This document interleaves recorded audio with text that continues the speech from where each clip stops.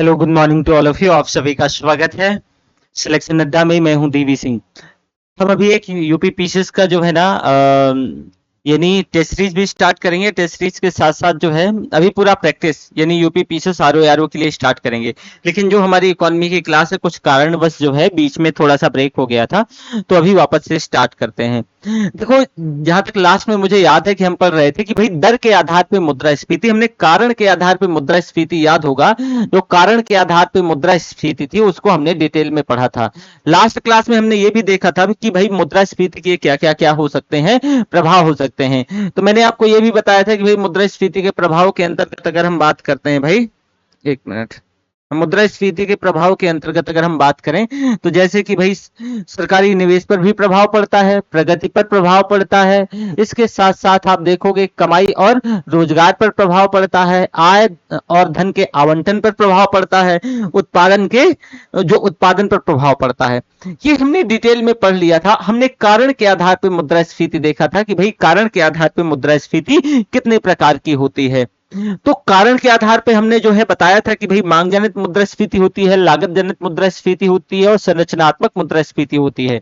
पर अब हमें जो है दर के आधार पर मुद्रास्फीति पढ़ना है। भाई दर के आधार पर अगर मुद्रास्फीति की बात करें तो चार अलग अलग यानी दर के आधार पर मुद्रास्फीति को समझने के लिए जो है इसको चार भागों में बांटा जा सकता है। कितने? चार भागों में। तो सबसे पहले है भाई रेंगती हुई मुद्रास्फीति या क्रीपिंग इन्फ्लेशन। क्रीपिंग मतलब जैसे कि छोटे छोटे पैरों से क्रीप करना, चलना, तो इसको रेंगती हुई मुद्रास्फीति कहते हैं। बेटा होता क्या है कि जब इन्फ्लेशन का जो रेट है, इन्फ्लेशन का रेट है, अगर वो 3% तक रहे यानी अप टू 3% तक, 3% तक रहता है तो यह रेंगती हुई मुद्रास्फीति कहलाती है। क्या कहलाती है भाई? रेंगती हुई मुद्रास्फीति कहलाती है। तो यहां पर इन्फ्लेशन का जो रेट होगा 3% तक रहेगा। ये सामान्यतः बेटा जो है ये जो विकसित अर्थव्यवस्थाएं हैं, विकसित अर्थव्यवस्थाओं में देखने को मिलती है। विकसित अर्थव्यवस्थाओं में कैसे? विकसित अर्थव्यवस्थाओं में फॉर एग्जांपल विकसित अर्थव्यवस्था का मतलब कि जैसे यूएसए, अभी बताऊंगा कैसे। यूएसए, भाई जापान, ब्रिटेन, तो ये सभी विकसित अर्थव्यवस्थाएं हैं। तो भाई ये जो क्रीपिंग इन्फ्लेशन ऐसे ही देशों में देखने को मिलती है। दरअसल होता क्या है बेटा यहाँ पर कि देखो सभी के पास गाड़ी घोड़ा बंगला मकान है, यानी जरूरत की चीजें सभी के पास हैं। तो जब जरूरत की चीजें सभी के पास होती है ना बच्चा, तो ऑब्वियसली वहां पर ग्रोथ रेट क्या हो जाता है? कम हो जाता है। और जब ग्रोथ रेट कम हो जाता है, मांग ही नहीं रहेगी, तो जब मांग ही नहीं होती है तो जो इन्फ्लेशन का दर है वो बेटा क्या होता है? कम हो जाता है। तो ऐसे देशों में क्योंकि यहां सभी के पास गाड़ी घोड़ा बंगला मकान होने के बावजूद यहां पर मांग कम हो जाती है, और जैसी मांग कम होगी तो ऑब्वियसली जो यहां पर इन्फ्लेशन रेट है वो भी कम हो जाएगा। ठीक है, तो जो क्रीपिंग इन्फ्लेशन है कैसे विकसित अर्थव्यवस्था में देखने को मिलता है। अगला है भाई चलती हुई मुद्रास्फीति, या इसी को हम वॉकिंग इन्फ्लेशन कहते हैं, या ट्रॉटिंग इन्फ्लेशन, एक ही बात है, वॉकिंग या ट्रॉटिंग इन्फ्लेशन। ये वॉकिंग या ट्रॉटिंग इन्फ्लेशन का मतलब क्या है कि जब इन्फ्लेशन रेट, जब मुद्रास्फीति की दर, जब मुद्रास्फीति की जो दर है वो 3% से लेकर के बेटा 10% तक होती है, तो इसको क्या कहते हैं? वॉकिंग इन्फ्लेशन कहते हैं। वॉकिंग इन्फ्लेशन का मतलब कि 3% से 10% के बीच होनी चाहिए। इसका मतलब क्या होता है? इसका मतलब ये होता है, पहले तो ये देख लो कि ये कहां पर देखने को मिलती है। ये विकासशील जैसे देशों में देखने को मिलती है। जो विकासशील देश है, जैसे हमारा, तो विकासशील जैसे देशों में इसका जो रेट है ये मुद्रास्फीति यानी जो है वॉकिंग इन्फ्लेशन देखने को मिलती है। देखो यहां पर होता क्या है कि दरअसल विकासशील अर्थव्यवस्थाओं में ये एक सामान्य दशा है। क्यों? क्योंकि यहां मांग जनित मुद्रास्फीति भी, संरचनात्मक समस्याएं भी और लागत जनित मुद्रास्फीति, ये तीनों एग्जिस्ट करती हैं, ये तीनों का प्रभाव दिखता है। और यही वजह है कि यहां पर जो मुद्रास्फीति का जो दर है वो 3% से क्या होता है? ज्यादा होता है। और इस वजह 10% क्या आसपास तक हो सकता है। इस वजह से इसको हम वॉकिंग इन्फ्लेशन कहते हैं। जरा आप खुद ही सोचो, हम क्या है बेटा, विकासशील देश है, और हम विकासशील देश है, तो मैं आप ही से पूछ रहा हूं कि हमारे देश में भाई जब हमें विकासशील देश है, हम जो है ग्रो कर रहे हैं, तो ग्रो करने के लिए मांग का होना क्या है, जरूरी है। मांग का होना जरूरी है। हमारे जैसे देशों में क्योंकि डेवलप्ड हुए नहीं हैं हम, तो संरचनात्मक समस्याएं भी बनी रहेंगी। जो संरचनात्मक समस्याएं हैं, संरचनात्मक समस्याएं भी बनी रहेंगी। संरचनात्मक समस्याओं के साथ साथ अगर बात करें बेटा, तो लागत जनित समस्याएं बनी रहेंगी। लागत जनित समस्याएं क्यों बनी रहेंगी, क्योंकि देखो कोई भी देश जो है, अभी बता रहा हूं, लागत जनित समस्याएं इस वजह से बनी रहेंगी कि देखो हमारा जैसा देश है, वो हमारे जैसे देश को कृषि का जो है कृषि पर जो है बेस्ड है, रॉ मटेरियल यहीं से मिलता है, और हमारी जो कृषि है वो जो है मानसून पर बेस्ड है। इसी वजह से भारत की कृषि को मानसून का जुआ कहा जाता है। तो आप बताओ कि अगर रॉ मटेरियल का जो है इशू होगा, तो ऑब्वियसली जो लागत जैसी समस्याएं हैं वो देखने को मिलेंगी कि अगर रॉ मटेरियल आपके पास उपलब्ध नहीं है, तो आप कहीं से रॉ मटेरियल लाने का प्रयास करोगे, और ये पूरी संभावनाएं हैं कि उसका जो है क्या हो जाएगा, उसका मूल्य बढ़ जाएगा, तो अंतिम प्रोडक्ट ऑटोमेटिकली बढ़ जाएगा। मांग जनित मैंने बता ही दिया कि भाई विकासशील देश है, तो यहां मांग जो है भरपूर ग्रो करने की पूरी एक संभावना है। तो इसके चलते ये भी समस्या, संरचनात्मक समस्या, क्योंकि भाई डेवलपिंग नेशन में कई प्रकार की जो है संरचनात्मक समस्याएं, क्योंकि पूरा जो है नया इंफ्रास्ट्रक्चर डेवलप्ड है, पूरा वेल डेवलप्ड ही नहीं है, यही वजह है। ठीक है, तो ये जो है क्या है, चलती हुई है वॉकिंग इन्फ्लेशन। क्रीप से थोड़ा सा आगे, क्रीप मतलब थोड़े थोड़े छोटे छोटे पैरों से थोड़ा थोड़ा क्रीप करना, वही चलना जैसे आपने वॉक करते हो। देखो ना ही दौड़ते हो ना चलते हो, चलना क्या है कि आप आराम आराम से ऐसे चल रहे हो, जैसे कि ऐसे चलना हुआ भाई, ऐसे चलना हुआ। ठीक है, आप कैमरे में देख पा रहे होंगे। तो ये तो क्रीपिंग हो गया। अब जैसे कि वॉकिंग, तो वॉकिंग चलना, तो आप जो है ऐसे ऐसे दौड़ के चलते हो। तो यहां पर आपने देखा होगा कि जैसे आप कहीं वॉक करते हो, तो ना ही तो दौड़ रहे हो ना ही चल रहे हो, थोड़ा सा बीच वाली स्थिति रहती है। तो ऐसे ही कुछ है यहां पर। ठीक है, चलो आगे देख लो बच्चा कि भागती हुई मुद्रास्फीति, भागती हुई यानी रनवे इन्फ्लेशन। क्या बेटा, रनवे इन्फ्लेशन। अब रनवे का मतलब जरा समझो, अभी ये उड़ नहीं रही है, रनवे में स्पीड पकड़ लेती है ना।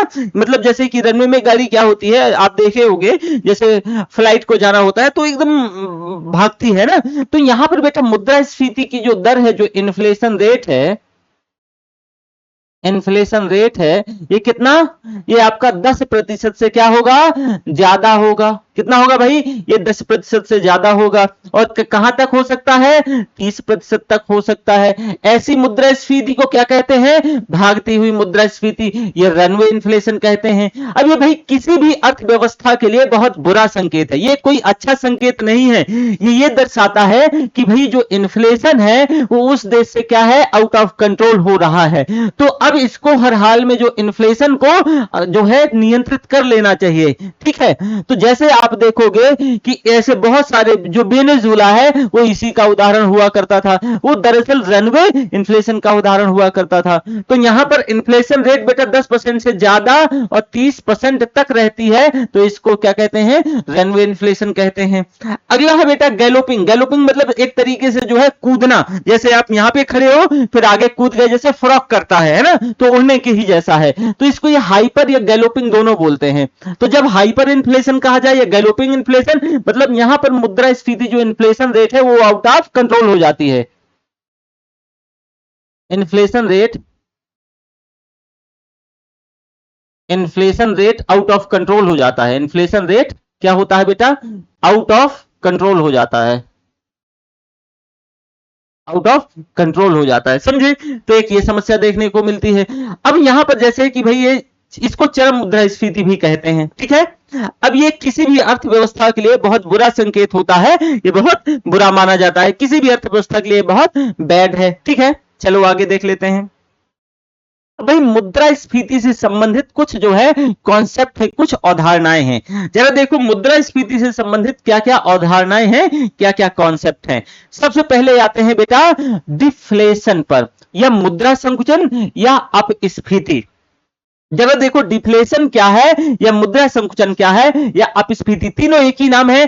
अपस्फीति ध्यान रखना, अभी मैं आगे और स्फीति बताऊंगा तो उससे कंफ्यूज मत करना। क्यों? क्योंकि अपस्फीति और अस्फीति में अंतर होता है। तो ये मुद्रा संकुचन या डिफ्लेशन या अपस्फीति है, अप, ठीक है। वापस से कंफ्यूज ना करो, आप लिख देता हूं अपस्फीति और नहीं है, ठीक है। अब जरा जरा ध्यान से सुनो, यहां पर ये जो है बेटा मुद्रास्फीति का जस्ट अपोजिट होता है। यानी जो अपस्फीति है, ये जो इन्फ्लेशन है, इन्फ्लेशन है, क्या होता है? इसका जस्ट अपोजिट होता है, यानी विपरीत होता है। ऐसे लिख लो, विपरीत होता है। तो आपको पता होना चाहिए कि मुद्रास्फीति क्या था कि गुड्स और सर्विसेज में, जो गुड्स और सर्विसेज थे, वस्तु और सेवाओं के मूल्य में लगातार बढ़ोतरी की दशा इन्फ्लेशन कहला रही थी। तो अगर इसके विपरीतार्थक होगा तो कहा जाएगा कि अपस्फीति भाई वस्तु तथा सेवाओं के मूल्य में निरंतर गिरावट की दशा, वस्तु तथा सेवाओं के मूल्य में, सेवाओं के मूल्य में निरंतर गिरावट की दशा, निरंतर गिरावट की दशा। तो ये क्या कहलाती है? ये अपस्फीति कहलाती है। अब भाई ऐसे कैसे होता है, क्यों होगा ऐसा?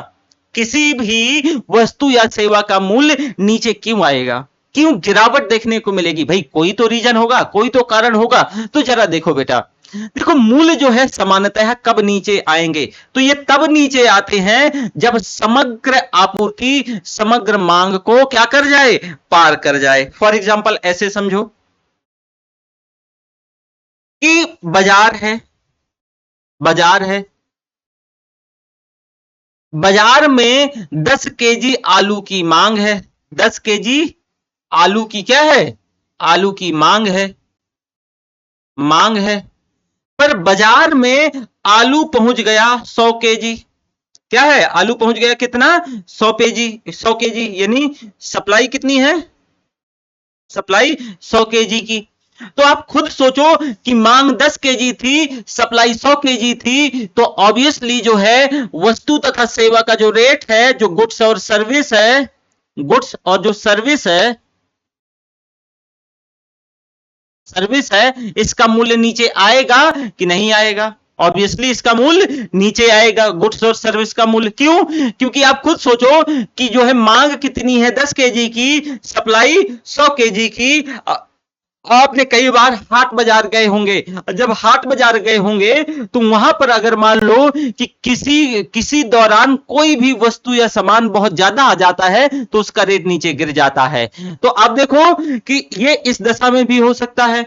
और भी वजह हो सकती है कि भाई अगर मान लो मांग के नीचे आने के पीछे, मांग क्यों नीचे आ रही है? भाई अगर मान लो जैसे मैंने बताया कि मांग अगर नीचे आ जाए तो भी वस्तु और सेवा का जो रेट है, जो मूल्य है, नॉट रेट, वो नीचे आ जाएगा। तो मांग के नीचे आने के क्या कारण हो सकते हैं? किन किन वजह से मांग नीचे आ सकती है? नंबर 1 देखो, तरलता में जो अर्थव्यवस्था में तरलता की कमी आना। तरलता यानी लिक्विडिटी का कम होना। अब सोचो कि अर्थव्यवस्था में भाई पैसे ही नहीं है। अब अर्थव्यवस्था में पैसे नहीं रहेंगे तो आप बाजार नहीं जाएंगे, आप बाजार नहीं जाएंगे तो आप कुछ खरीदेंगे नहीं, आप कुछ खरीदेंगे नहीं तो सप्लाई चेन की ओर अलर्ट नहीं पहुंचेगा, सप्लाई चेन की ओर अलर्ट नहीं पहुंचेगा तो आप खुद ही सोचो कि आपके पास पैसे है ही नहीं है। और जब पैसे नहीं है तो जो वस्तु और सेवा जो पहले से पड़ी है उसका रेट क्या होगा? डाउन होगा। तो अगर अर्थव्यवस्था में पैसे ही ना हो तो क्या हो जाएगा? यहां पर वस्तु और सेवा लेने के लिए पैसे नहीं है तो उसका रेट नीचे आएगा। अगर बेरोजगारी की दर में बढ़ोतरी हो जाए, बेरोजगारी की दर का मतलब कि अगर मान लो सभी की नौकरी चली जाए, और अगर सभी की नौकरी चली जाएगी तो आप मुझे बताइए कि जो है लोगों के हाथों में पैसा नहीं बचेगा। लोगों के हाथों में पैसा नहीं बचेगा तो लोग खरीद को खरीद कम करेंगे या करेंगे ही नहीं। खरीद कम करेंगे या करेंगे ही नहीं तो वापस से जो उपलब्ध वस्तु और सेवाएं हैं उसका मूल्य नीचे आएगा कि नहीं आएगा? आएगा। तो एक ये भी रीजन हो सकता है। एक ये भी रीजन है कि भाई किसी भी देश की अर्थव्यवस्था का चरम पर पहुंच जाना। भाई किसी भी देश की अर्थव्यवस्था का चरम पर पहुंच जाने का मतलब क्या है कि कोई भी अर्थव्यवस्था अपने सैचुरेशन को प्राप्त कर ले। सैचुरेशन को प्राप्त करने का मतलब क्या है कि जैसे मान लो जापान की अर्थव्यवस्था है, अमेरिका की अर्थव्यवस्था है, ब्रिटेन की अर्थव्यवस्था है, ये सैचुरेशन को प्राप्त कर ली है चरम। क्यों? क्योंकि सभी के पास गाड़ी घोड़ा बंगला मकान है। सभी के पास गाड़ी घोड़ा बंगला मकान है तो वह मांग को जन्म नहीं देंगे। मांग को जन्म नहीं देंगे तो वस्तु और सेवा का मूल्य जो है नीचे आएगा। यहां जो लोग कुछ खरीदेंगे तो शौकिया खरीदेंगे, और जब शौकिया खरीदेंगे तो ऑब्वियसली आप खुद ही सोच रहे हो कि सबको तो शौक होता नहीं है, तो वैसी जो है वस्तु और सेवा का जो मूल्य है वो क्या होगा? नीचे नीचे आएगा। अगला अब देखो कि और रीजन कि किसी भी देश की अधिकांश जनसंख्या क्या हो जाए? वृद्ध हो जाए। For example Japan. जापान एक उदाहरण देखो बेटा, और यही वजह है कि जापान जो है अपने बैंकों में नेगेटिव इंटरेस्ट रेट लागू करता है। जरा समझना यहां पे मैंने कहा कि अगर किसी भी देश की अर्थव्यवस्था एजिंग पॉपुलेशन हो जाए। एजिंग पॉपुलेशन का मतलब क्या है कि यहां पर जैसे जापान है तो जापान की अधिकायक जो है जनसंख्या एजिंग पॉपुलेशन है। भाई जो व्यक्ति एजेड होता है तो उसका कंजम्पशन कम होता है। जब उसका कंजम्पशन कम होता है तो ऑटोमेटिकली आप देखोगे कि मांग नहीं करेगा, मांग कम करेगा। मांग कम करेगा तो उपलब्ध वस्तु और सेवाओं का मूल्य क्या होगा? नीचे आएगा। अभी इसी के चलते कि भाई जो है जापान में मंदी ना आ जाए, या जो है वहां की अर्थव्यवस्था धीरे धीरे धीरे धीरे चलती रहे, मंदी की दशा ना हो, तो जापान ने वहां के बैंकों में जो है वहां की केंद्रीय बैंक ने बैंकों को कहा कि हम नेगेटिव इंटरेस्ट रेट लागू करेंगे। नेगेटिव इंटरेस्ट रेट क्या होता है पहले ये जान लो। देखो पहले से समझो। फॉर एग्जाम्पल आप भारत की बात कर लो। भारत में होता क्या है भाई कि आप गए बैंक, आपके पास है 10,000 रुपए और आप गए बैंक।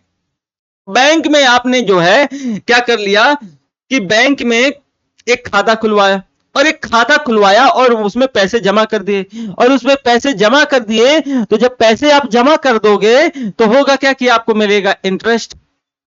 अब आप यहां देखो ऐसा हो रहा है, लेकिन जापान में आपने अकाउंट में वहां के किसी बैंक में पैसे जमा किए, तो आप खुद सोचो कि होगा क्या वहां पर जब ऐसा देखने को मिलेगा तो वहां का बैंक क्या होगा कि आपसे कुछ पैसे ब्याज ना दे करके बल्कि कुछ हिस्सा काट लेगा। तो जापान में ऐसी दशा देखने को मिलती है। तो ये समझ गए ये डिफ्लेशन क्या है, डिफ्लेशन कैसे काम करता है। ठीक है, इसके साथ साथ अगर हम बात करें तो इसमें आप ये देखोगे कि जो है सबसे जो बड़ा प्रॉब्लम आ रहा है, एक मिनट इसको थोड़ा ऊपर कर लो। चलो दूसरा है जो है डिसइंफ्लेशन। देखो वो डिफ्लेशन था, ये डिसइंफ्लेशन है। वो अपस्फीति था, ये अस्फीति है। उसको अपस्फीति को मुद्रा संकुचन भी कहा जाता है। क्या कहते हैं? मुद्रा संकुचन भी कहते हैं। ये क्या है? अस्फीति है। चलो पहले थोड़ा सा इसको देख लो।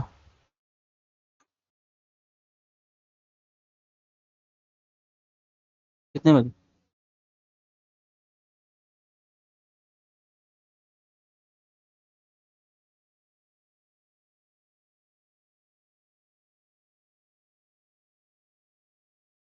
अब देखो अस्फीति, भाई जो अस्फीति है ये मुद्रास्फीति का ही एक प्रारूप है, अर्थात ये मुद्रास्फीति की ही एक दशा है।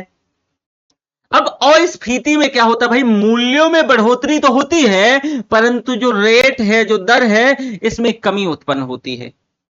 इसी को डिसइंफ्लेशन या अस्फीति कहते हैं। वापस से दो टर्म ध्यान रखना, मूल्यों में तो बढ़ोतरी होगी, मूल्यों में बढ़ोतरी होगी, पर जो दर है दर में गिरावट दर्ज होती है। मूल्यों में बढ़ोतरी और दर में गिरावट दर्ज होती है। अब कैसे मूल्यों में बढ़ोतरी और दर में गिरावट दर्ज होती है, जरा इसे समझने का प्रयास करो। उदाहरण से ही समझ पाओगे और स्फीति को। देखो मान लो कि 10 केजी जो है शुगर का रेट चीनी का रेट 2000 जो है 20 में 100 रुपए का था, जरा समझना। 2021 में 150 रुपए का था। 2022 में कितने का 175 रुपए का था।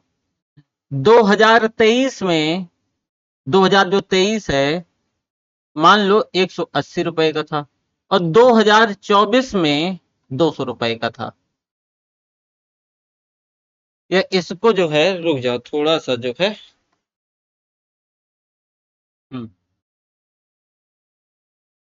ये जो है 185 रुपए का था। अब जरा समझना, ये अस्फीति क्या थी कि मूल्यों में बढ़ोतरी और दर में गिरावट। तो भाई देखो चीनी का रेट 2020 में कब, कलर चेंज करते हैं तो थोड़ा और बेहतर ढंग से समझ पाओगे। ये 2020 है, ये 2021 है, ये 2022 है, 2023 है, 2024 है, ठीक। 2010 में 10 केजी जो शुगर का मूल्य है वो कितना 100 रुपए है। 100 से यहाँ 150 की वृद्धि हुई 2022 में, कितने 50% की लगभग, जरा समझना। अब इस 150 में 75 रुपए, 175 रुपए बढ़ा, तो मूल्य तो बढ़ा, लेकिन ये बेटा आपका 150 का अगर 175 निकालोगे तो जाके जो है 20% से भी कम निकलेगा लगभग, बस एक्यूरेसी नहीं है, बस ध्यान रखना। अब 175 का 180 जो होगा, मूल्य में तो बढ़ोतरी हुई भाई, कोई दिक्कत नहीं है, लेकिन ये कितना परसेंट होगा, तो आप देखोगे कि ये 5% भी नहीं होगा, ठीक है। और 180 से 185 ये 3% भी नहीं होगा। तो आप लगातार देखो कि मूल्यों में बढ़ोतरी हो रही है, 100 से 150, 150 से 175, 180, 185, पर जिस दर से वृद्धि हो रही है वो दर में गिरावट दर्ज हो रही है भाई। ये जो दर है इसमें गिरावट दर्ज हो रही है। ये दर क्या हो रहा है, कहां गया, ऊपर ज्यादा चला गया, दर में गिरावट दर्ज हो रही है, समझे आप। तो ये हो गया, तो यहां तक समझ गए। अब भाई एक वापस से सुनो जरा, अब ये जो दशा है ये क्या है, और स्फीति की है, या डिसइंफ्लेशन की, डिफ्लेशन नहीं, डिसइंफ्लेशन, डिसइंफ्लेशन, डिसइंफ्लेशन। अब डिफ्लेशन देख लो,